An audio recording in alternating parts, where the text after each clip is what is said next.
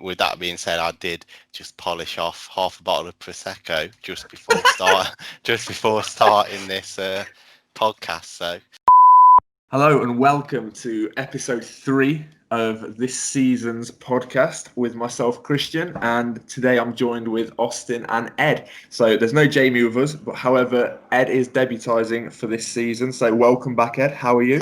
I'm good, and I'm happy that the mean age of the contributors has dropped significantly now.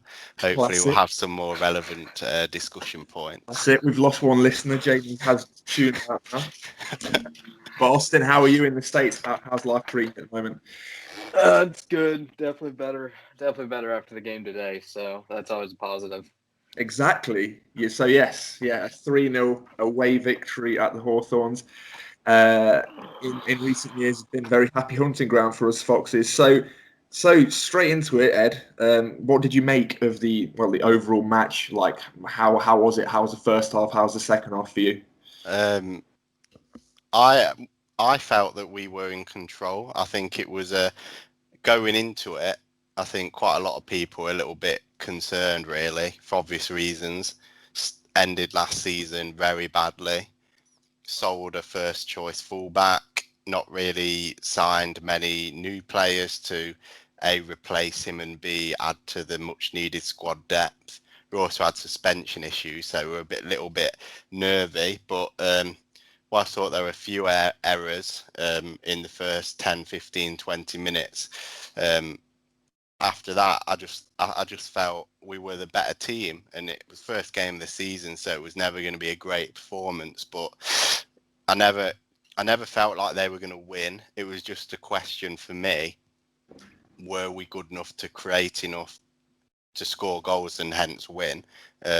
Obviously, life becomes much easier when you get given 2 penalties a game. But overall, 3-0 clean sheet, 2 for Vardy. Can't ask for much more from opening game of the season given the circumstances.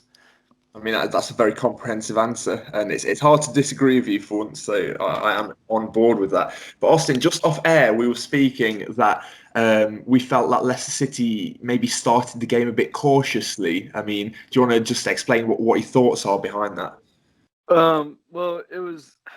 I have two thoughts, and one of them is that we didn't really know what they were going to do, so maybe we were cautious to kind of figure out what they were going to do, so that way we can counter it, or maybe we just weren't ready to play. And I mean, it could be any of those 2 reasons, but luckily it didn't come back to bite us, and we ended up turning it on in the last 60 minutes. I mean, we really turned it on at the end of the first half, and then we did kind of slowly just keep adding the pressure, but that period at the end of the first half was really, really good to watch.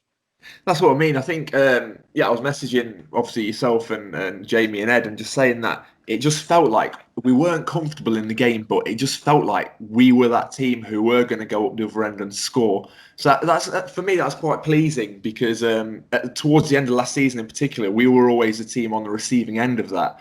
So off of what I described as a relatively underwhelming and lackluster pre-season, the fact we started a competitive game and managed to, I guess, hang in a game, and obviously end the first half strongly, and then go on to score 3, in the second half, it is pleasing.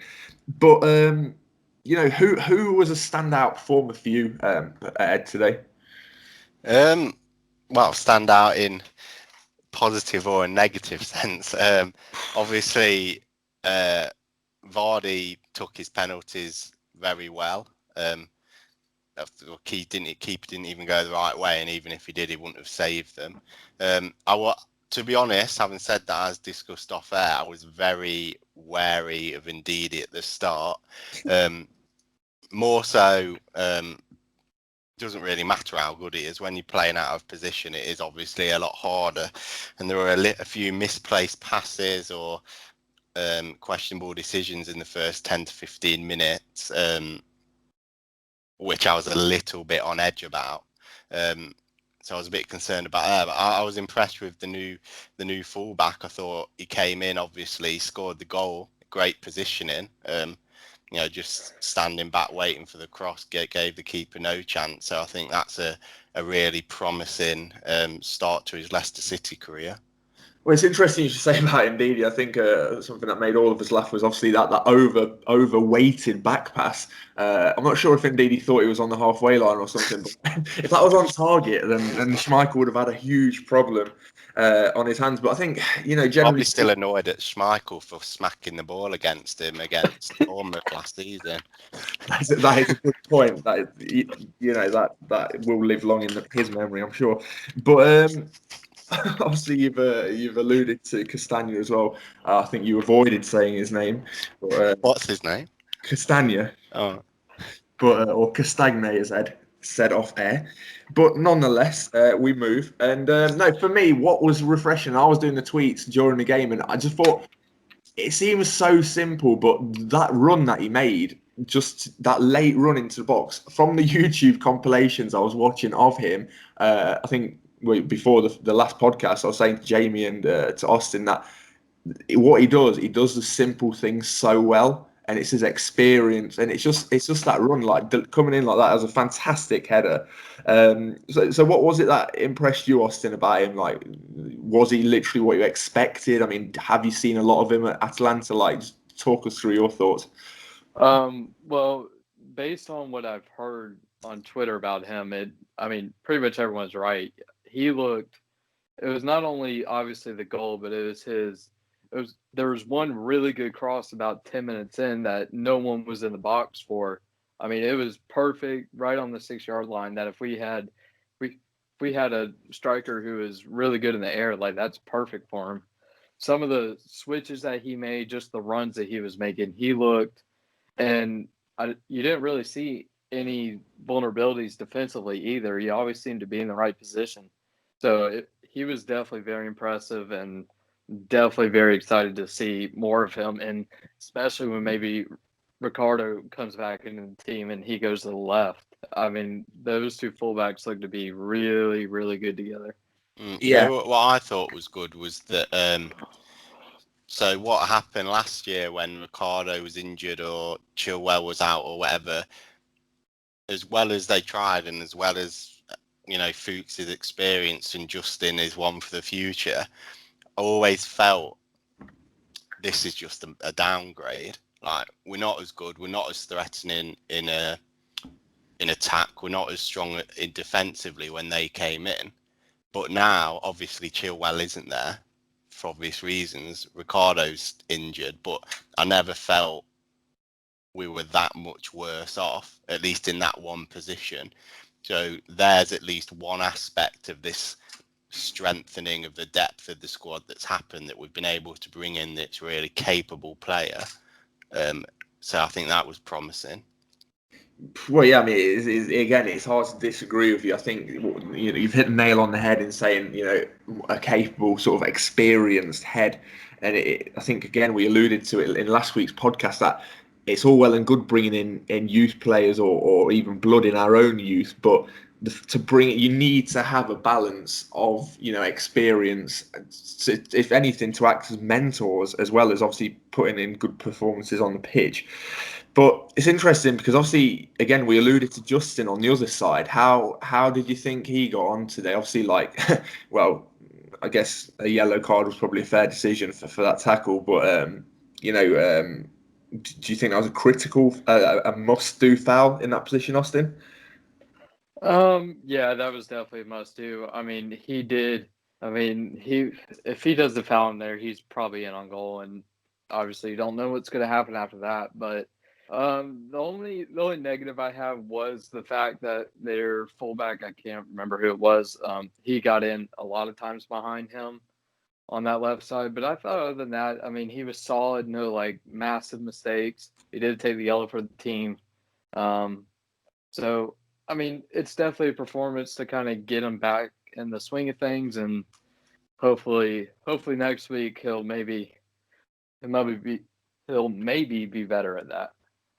Well, that's the thing, isn't it? I think he's in a position now where he's had a season under his belt in and around the Premier League squad, so I guess he falls into that category now where he has to have a good season, otherwise he's going to fall by the wayside. Like players like Gray springs to mind, someone who's totally not in the squad for one reason or another today.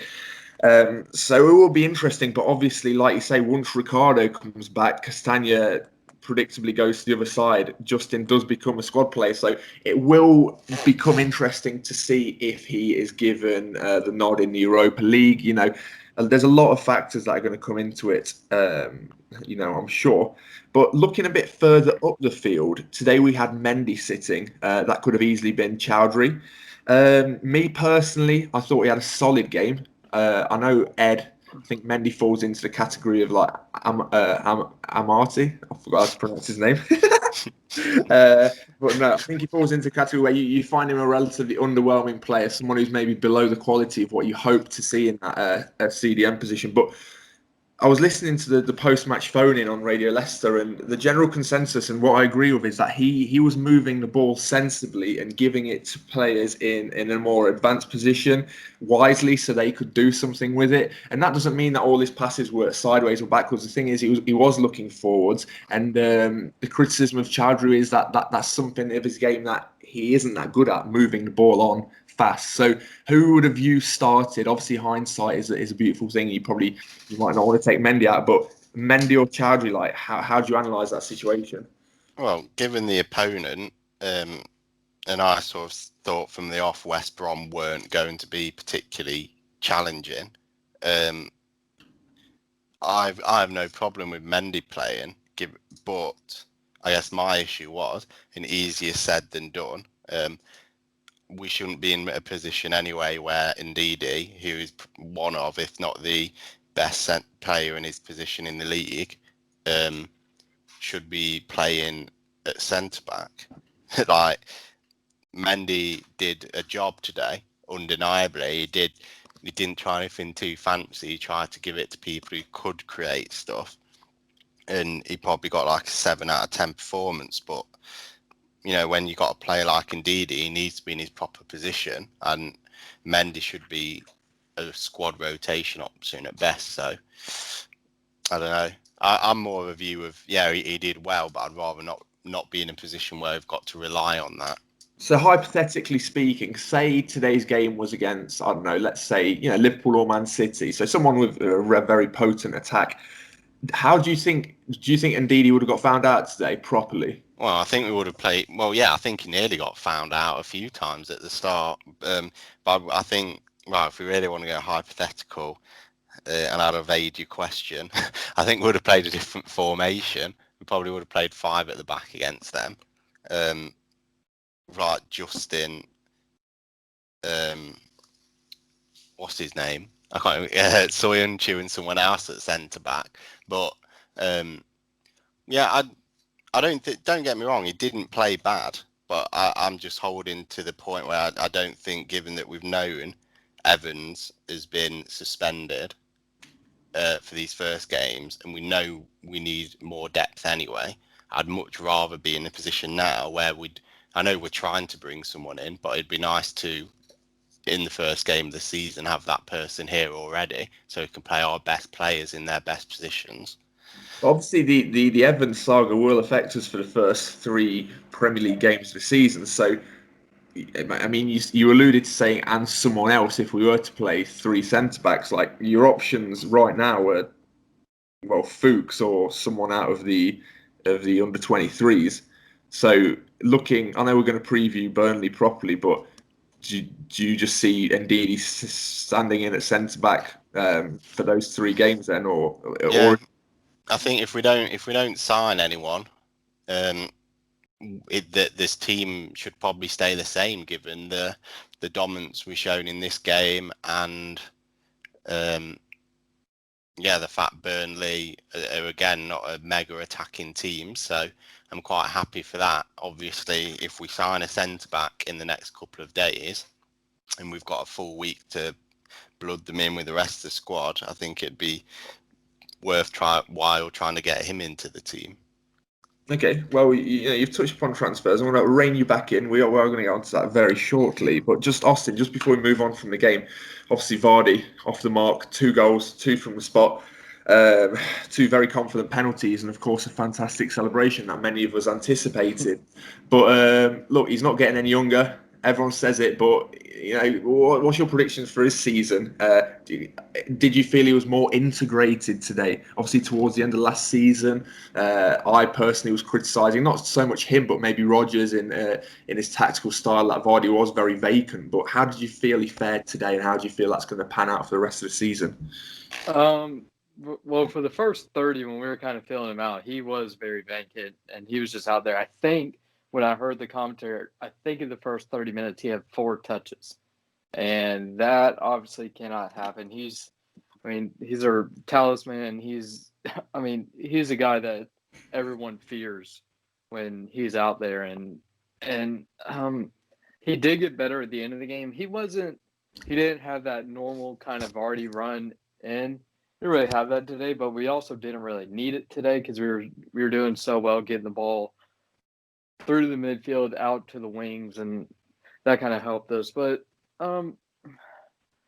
I think he'll definitely have his games where he's vacant, but he'll also have his games where he's absolutely rampant and just threatening everyone.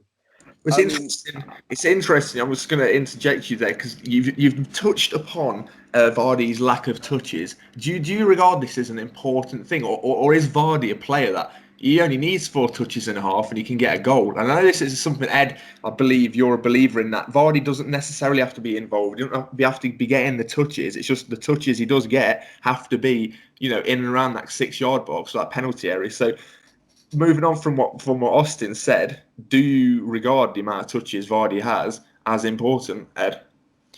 I think it's important to see relative to the rest of the team. Like, if we've got loads of the ball and dominating, but we've just not whipped in too many crosses or got it right up, I wouldn't be too concerned. Obviously, if Vardy's hardly touched the ball and we're struggling to keep possession and nothing at all is happening, then there's a bit more of a major issue. I think the statistics have shown quite significant changes in Vardy's playing style since Rodgers has taken over, in terms of things such as touches and amount of sort of closing down he does and sprints he does. So he's getting used a lot, well, differently to what he was earlier in his career. But, like you say, he does only need a couple of touches. And if it got to the stage where he wasn't getting those couple of touches, I think then we need to really start being concerned. But for now, I'm quite happy. Okay, well, I mean, yeah, like you say, it is all relative, and I guess it'll be interesting, maybe not so much in terms of relativity of him and Leicester City players, but him and other potent strikers in the Premier League. Maybe people who've been there, done it, like Aguero, for example. You just don't often see them getting as involved in the build-up play, but it's just about that final delivery, really.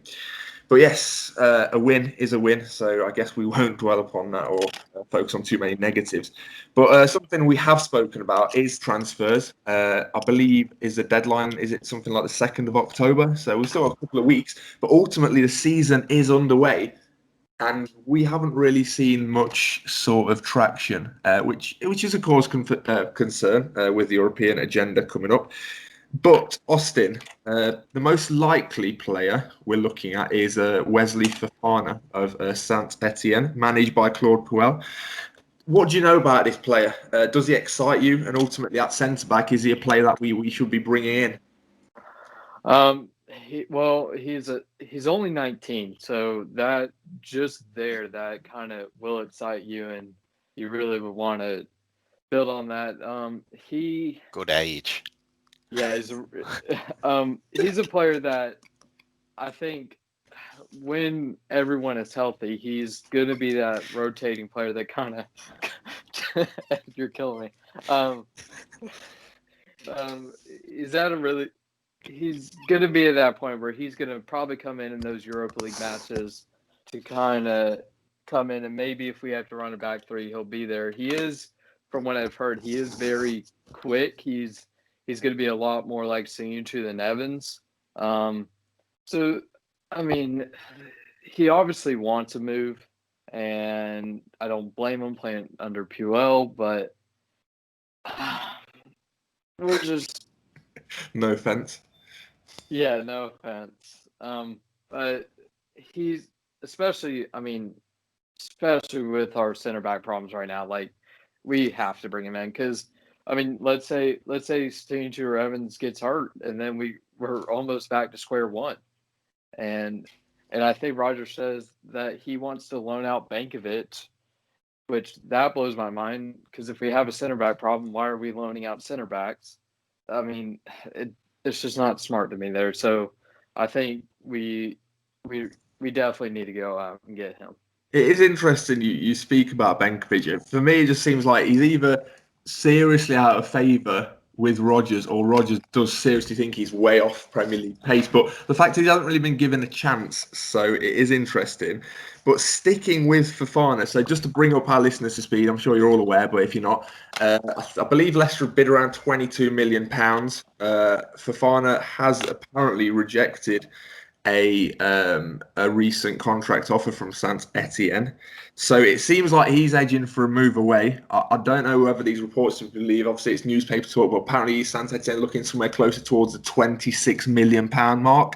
So for me, it seems like there's a deal there to be done. In terms of his age, it's a gamble, isn't it? Like we've said just earlier in this podcast that maybe it'd be better off to bring in a more seasoned sort of person, especially in centre back, which I regard as one of the key positions on a pitch. But the other option that we have consistently been linked in over the past few weeks is Tarkowski from Burnley, but he is going for around 50 million. I think Burnley are holding out for Ed. So, on paper, who would you rather us go for, given that one costs potentially twice as much as the other, but one is, again, older and more experienced. So what are your thoughts about this? Well, I believe that James Tarkowski is worth £50. £50? I think that would be a great deal. I don't think he's worth £50 million. And thus he's sort of got to forget about that, don't we? If we really wanted him long term, his contract is up in 2022. So, we could revisit that next summer when he only has 12 months on his current deal. Football manager expert over here. Well, yeah, I've done my research, so on the Google. But yeah, so I think everyone knows, including him, that we've had our eye on him long term, and the asking price will inevitably go down next year if he says I'm not signing a new deal and I've only got 12 months left. So if Fofana is one for the future, if in 2 years' time our centre back options are Soyuncu, an older Evans who may be a rotation at that stage, Fofana and Tarkowski, then I think that's a good place to be. So I'd say I'll sit on the fence and say why not both eventually, but at least in the short term, definitely we're going to have to go for Fofana, both for financial reasons, but also in terms of Tarkowski is not going to come here to sit on the bench, nor are we going to spend £50 million on a bench player or any other player for that matter. And Evans, I feel, given his performances last year, he's going to have to start as well. So unless we play three at the back every single week, it's just not going to work. So for Fofana this year, sorry, I'm rambling. Yeah, you've yeah, possession. But no, I think in terms of, for me, it concerns. I don't think we're in a position that we can just sitting on our hands and thinking, we'll hold out for a year. I think the problem is, there's a gap that needs filling, albeit maybe for a squad option. You are right. I just, excuse me, very dry throat there. I just struggle to believe that there isn't a sensibly priced option out there. Like, what's concerning me is our recruitment. Like, there's like a general lack of even like gossip like to go at. Normally in the pre-season or early start of the season, whilst the window is still open, there's plenty to get your teeth stuck into. So are there problems that we should maybe be looking at behind the scenes? Obviously, we're not privy to this. But for me, it just seems it's unnatural. But then again, if you look across the board in the Premier League, other than Chelsea, there really hasn't been a massive amount of movement. But when teams like Newcastle are tying up what seems like some fantastic bits of business, especially in Callum Wilson, who's already off the mark, it does worry me that we're not in and around them, because on paper we are a better team than them. Well, I think we're being a lot more secretive with our deals recently. I know. Think of Perez last year. It was sort of like no one knew anything until like 24, 48 hours before it happened. Same with, and yeah, I'll humour you and I'll refuse to say his name, but the new fullback we've bought, that was sort of we only learned a lot more about that a week ahead of the deal. So maybe we are just sort of a new system of less and less information is being leaked. So whilst for fans who enjoy the rumours and like to follow what may or may not be going on, it's sort of annoying. I'm ever the optimist and hoping that things are still happening at the same speed behind the scenes. Ed Noon is confident. That's the headline there. But Austin, are you in agreement with that? Are you quietly confident that the club will come good and we'll have a plethora of, well, no, maybe not a plethora, but a nice, generous couple of signings to look forward to over the coming weeks? I think I am confident that we're going to get at least someone, or maybe I'm hoping for about 2 signings.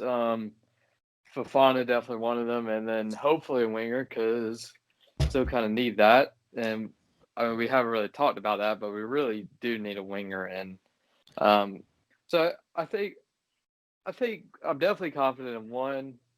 Hoping for 2. I think more than that's a little bit too much to stretch. I think also financially too. So definitely Fofana and hopefully a winger that will find a hidden gem. Well, if any Leicester recruitment staff are listening, that's what's on Austin's wish list. So hopefully, What's on your wish list, Chris? Oh yeah, I'd love. Share us what's on your mind. Family friendly only. I believe. Well, yeah. No, I can't say that loud. But a long combo. In terms of, I think it was around this time last year. I wanted Jadon Sancho. I think that's going to happen this year. But he'd be on my wish list. Sure, maybe like someone. But on a serious note, a winger is probably a priority over a striker, because the problem with a striker for me is we do have Iheanacho, and I am mindful of that. So I think if we did bring in even a squad striker, it doesn't send out the best message, and I don't think that would keep Iheanacho happy. But for me, yeah, take a centre back. Don't know anything about this Fofana guy, so 26 mil for a 19-year-old. I mean, relatively speaking, fair enough.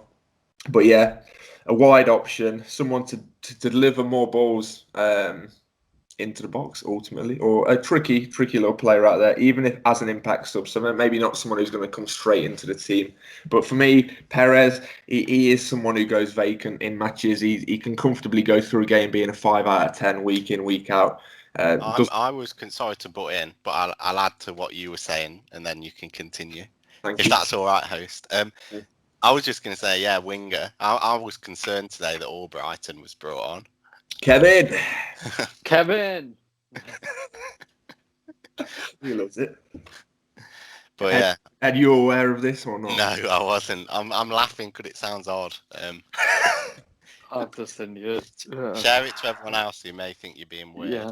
No, I believe Kevin is Mark's middle name. So if any listeners have the middle name Kevin, that for me is unique. So I don't know why it's funny. I think it makes me think of Home Alone. But no, there is a video that did go viral. I don't know, maybe about a year ago now. I think it was on Soccer AM, of Johnny Evans and Jamie Vardy discovering that Mark Albrighton's middle name is Kevin. And obviously, Vardy loves that, and he just shouted it really. Vardy's middle name is Richard. Yeah. That's Well, all I had. the jokes write themselves. That's also my middle name. And your dad's name, so Exactly. full circle. But yeah, I was concerned about he was being brought on because, as much a loyal servant he's been, like, I'm just not enthused about his contribution. Yeah, it always astounds me that he's only like 29 or something. Is that right? I feel like around that, yeah. I feel Albrighton is evanescent. Like, when will he get old? Because it just seems like he's been around for a long time. But nonetheless, yeah, I do agree that he's a bit in a snobby sort of way for our team where we should be at. He's not good enough. Like, well, that's it. No offense, Mark. I'm sure you listen. Get out. But maybe you're not. Maybe you had your time with us, but I think maybe we should replace you. But I'm sure you won't take that personally. But yeah, in terms of any other transfers, there's not a lot going on. Hopefully, by this time next week, when we record our next podcast, we might have a couple through the door, or we might certainly have a clearer idea. But ultimately, we do look forward now to our first home fixture of the new campaign, which is against Burnley.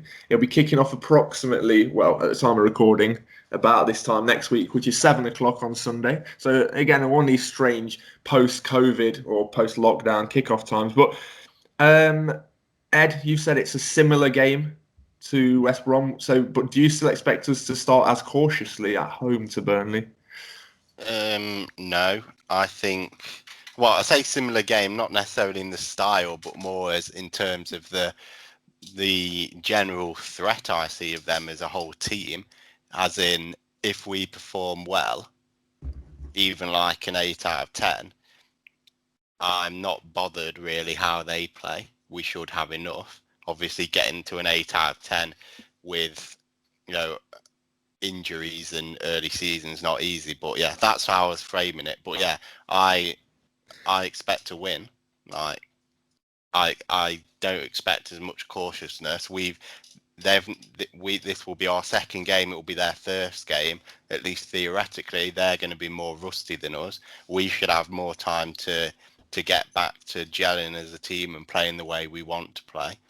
Don't know if home advantage even means anything with no players there, but yeah, either way, I think we should win. And if we perform, it's maybe not a 3-0 because Burnley have over the last few years done very well given their circumstances and stature historically. But yeah, I'm in an ideal world. I'd like a couple of goals win. And are you in agreement there, Austin? Yeah, because I think in terms of like 30 minutes yesterday, what I was saying is that we're either filling them out or we just weren't ready. I mean, next week we should be ready. We just played a really good game, and also everyone and their mother knows how Burnley is going to play. So we definitely should be ready for that game and be ready for what they're going to bring. So hoping that maybe Madison will come back, and then that'll even add more creativity to what we have right now. So yeah, absolutely. It's good to see Madison obviously given minutes at the end. So we obviously hope he'll be given more time next week. But Austin, continuing on from what you've just said, do you think Ndidi will have his hands full with a more, well, in my opinion, certainly more of a physical contest with Burnley's front men next week? Yeah, for sure.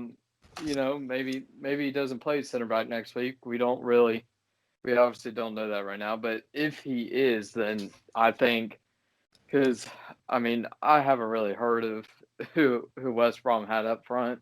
Obviously, when Robson Kanu came in, he did provide something, but definitely Chris Wood being up there and his experience and his physicality that he brings, it's definitely gonna be something that's gonna maybe trouble Wilf. And it's gonna fall on Sayintu a lot to try to help him with that, and that does scare me a little bit. But I think like they were saying, Wilf's defensive instinct should carry him through the game.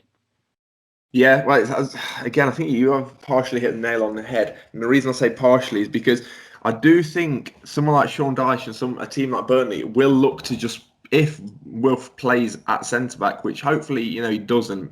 If he does, they're just going to isolate that. I can see that. They're just going to try and make him feel as uncomfortable. They're obviously going to analyse the match today. There was moments, balls coming in over the top. His clearances were far from convincing. At times, I think they were sort of hoofed up in the air and not really cleared. And obviously, notoriously, like him playing back to goal was a bit dubious at times today. But I definitely think they're going to come out and set a trap on him, me personally speaking. But, looking back at our head-to-head with Burnley at home, the last time they actually beat us was back in... I'm scrolling back to 2007.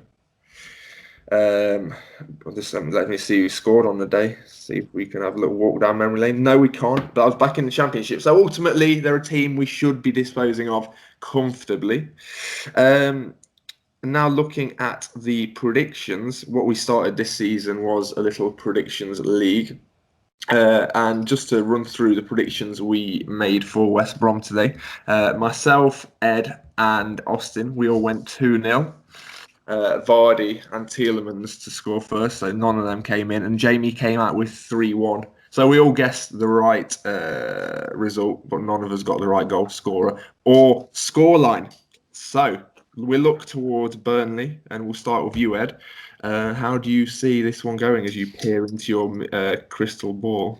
Well, currently I'm peering onto a very old-fashioned looking BBC football website. It was Andy Gray's goal he scored against Leicester in 2007. Fantastic. When Steve Cotterill was their manager. Our caretaker boss at the time was Frank Burrows. Can't say I remember him. But yeah, what do I expect? I expect a victory by 2-0, and I expect the first goal scorer to be Harvey Barnes. I think they will perhaps have more threat than West Brom did, due to their obvious aerial abilities. But I just think we'll be the better team again. We may not create a hatful of chances and be free-flowing football, but I think when they come, we'll take them. And another good performance. And if we can go into the third game, which is against Man City, which is for obvious reasons going to be extremely difficult, if we can go into that with 6 points, then I'd be happy with this start. A happy chappy with that start. Austin, what about you? I think it's going to be a little bit more of a cagey affair, obviously with the way Burnley play, and obviously with, if indeed he's at center back, it's going to be a little bit tough defensively. So I'm going to go us winning 2-1, kind of how last year's game went. So I'm gonna pick a weird one, but I'm gonna pick Jose Perez scoring first. That is a weird one. I mean, that's it. I think that sums it up, though, isn't it? Like, that shouldn't be a weird one, but it is a weird one because, it's Perez who hasn't really found back in that many times. Okay, cool. Jamie hasn't submitted his prediction to us at the time of recording, but we will obviously keep you up to date with that next week. Myself, how I see this one going, I do think it's going to be a cagey one. And I'm going for a sneaky 1-0. And I think it'll be Vardy again. Personally, I think I don't know, obviously 2 goals from the spot. It's hard to read into form, but I just think he'll get a goal from open play. Hopefully in the first half, a bit of a nerve settler, and then we'll have enough to just see the game out. But I do think they'll come with a handful for us to deal with, and no one likes a handful in a bad place. So we move on, and is there anything else, guys, that you want to sort of talk about? Because right now I'm feeling awfully hungover and I feel like I'm just waffling. Well, don't drink in excess is all I'll say to that. With that being said, I did just polish off half a bottle of Prosecco just before starting this podcast. So, hypocrite warning. Practice as you preach. Austin, so I believe you win this week's award for the freshest sounding and mental clarity award. So congratulations. Wow, don't give him credit where credit's due. We need to ask first. Have you been consuming alcohol? Well, I only turned 21 a month ago, so I'm good to go. Different rules. Ed, cultural differences. Yeah, not English. No, just to clarify, Austin does reside in the United States, where we know rules can be a little stricter around certain things. But well, just going off the topic of football, Austin, I'm sure the listeners would like to know: are there any laws that maybe people in England aren't familiar with that you find are quite liberating for you, or just something unique? Give us a little quirky, something about. Where you live. For anyone who doesn't give a shit about this, thanks for listening, and we'll talk next week. Well, sure, this is what people have tuned in for. So, it's a bit of a tell us about America. It's gonna be weird for y'all. It's I don't know. It's hard to describe America, to be honest. It's America. It's about the best way to describe it. Shoot. Obviously for y'all, drinking is going to be the weird one because I don't know when you can start in England. 12 typically, I think. Yeah, if you have it at a pub. Yeah, yeah. With a meal. What is it? Yeah, it's pretty strict over here. It's up to 21. It's all right, Austin. I've put you on the spot. Yeah, you put me on the spot. You know what? We'll come back to that next week. I'm sure listeners are, waiting with bated breath. But we are going to have to. It's a cliffhanger, guys. Come back next week. But yeah, no. Hopefully, on a serious note, we'll be coming back to you again, releasing it either Sunday evening or Monday next week. Hopefully, reflecting on 6 points in the Premier League. Looking forward to our Carabao Cup adventures against Arsenal in that week as well. But no, wishing everyone a good week ahead. Get polished up on your American state laws and speak soon.